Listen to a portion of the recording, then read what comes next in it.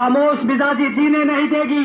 जीना है तो कोहराम मचा दो, और कोहराम मचाने के लिए हमें एकजुट होना पड़ेगा और एकजुट होकर के इस व्यवस्था के खिलाफ, ऐसे जुल्म करने वालों के खिलाफ ताकत से लड़ना पड़ेगा। पूरे हिंदुस्तान में बहुत लोग बंदूक लेकर के क्रांति की बात करते हैं, वो लोग ऐसे ही नहीं करते, उन पर भी ऐसा ही पुलिस या जुल्म होता है तब वो परेशान होकर हथियार उठा लेते हैं। और जिस तरह से दुर्दाना गांव के नौजवान साथी पर जुल्म किया गया है, उस जुल्म की परिणति यह हो सकती है कि इस इलाके का नौजवान बहुत ही खतरनाक तरीके से तुम्हारे खिलाफ उतर जाएगा। तुम्हारे पास तुम्हारी व्यवस्था और शासन बचाने का तरीका नहीं बचेगा। ये बात हमें समझनी होगी।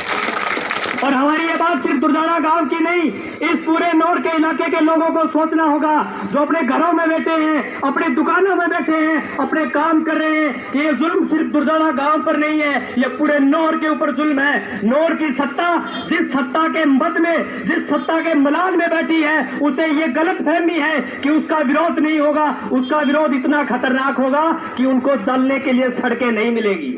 उसके लिए जरूरी है हम सबका एकजुट होना और एकजुट होकर के इस सत्ता का विरोध करना। हमें याद है 2009 के अंदर कांग्रेस का राज था। सकराजासर हत्याकांड के समय भी प्रशासन ने इसी बेरहमी से नौजवानों और लोगों को लाठियों से पीटने का काम किया था। और फिर वही कांग्रेस का राज है, फिर वही जुल्म और सितम हो रहा है। उसके खिलाफ लड़ने के लिए सबको एकजुट होना पड़ेगा, नहीं तो हम पर जुल्म की दास्तान लंबी चलती जाएगी। और उसके खिलाफ हमें जुल्म का जवाब, जैसे कहते हैं ईंट का जवाब पत्थर से, हमें भी इसका जवाब तकड़े तरीके से देना होगा।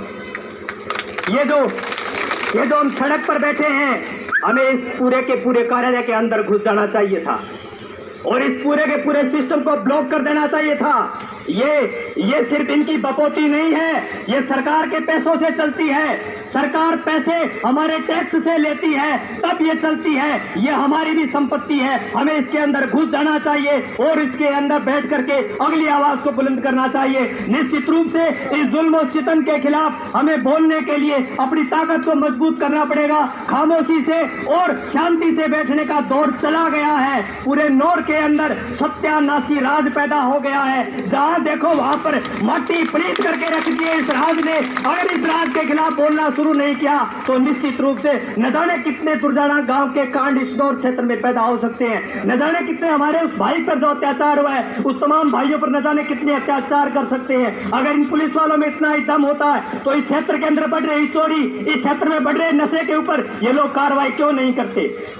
अभी एक साथी बता रहा था कि चिट्टे का नशा करने वाले 10-15 लोग एक जगह इकट्ठा थे।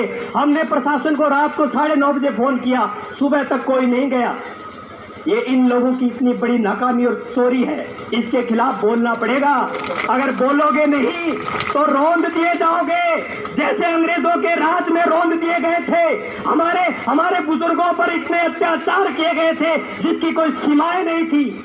माओ के बेटे ली लिए, बहनों के भाई ली लिए, पत्नी के उसके पति को ली लिया, बच्चों को अनाथ बना दिया। वही का राज के नक्शे कदम पर ये नौहर की पुलिस और नौहर का राज चल रहा है। और इस राज को चलने के लिए नौहर का प्रशासन और राजस्थान की सरकार और गृह मंत्रालय पूर्ण रूप से जिम्मेदार है। हमें इसलिए ये बात समझनी है। और इस आंदोलन में जो लोग आए हैं, हम उनसे कहना चाहते हैं, अगर आप सब लोग लड़ने के लिए आए हैं तो निश्चित रूप से जीत हमारी होगी। अगर आप सिर्फ तमाशा देखने के लिए आए हैं तो ये तमाशा कल तुम्हारे साथ भी बन सकता है। इस चीज को अपने दिमागों में तय करके रखना।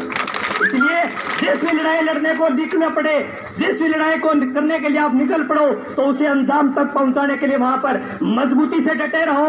और इस बात के साथ डटे रहो कि जब आपको उस आंदोलन के अगवा साथी, उस आंदोलन के कमांडर जो बात कह दे, उस बात के हिसाब से चल रहा है। अगर एक अंगुली उठे के खड़े हो जाओ तो उस वक्त खड़े हो जाना है। अगर एक अंगुली उठे के बैठ जाओ उसी वक्त बैठ जाना है। तब निश्चित रूप से जंग हम ही जीत करके जाएंगे और इनको अपने पैरों तले रौंद करके जाएंगे।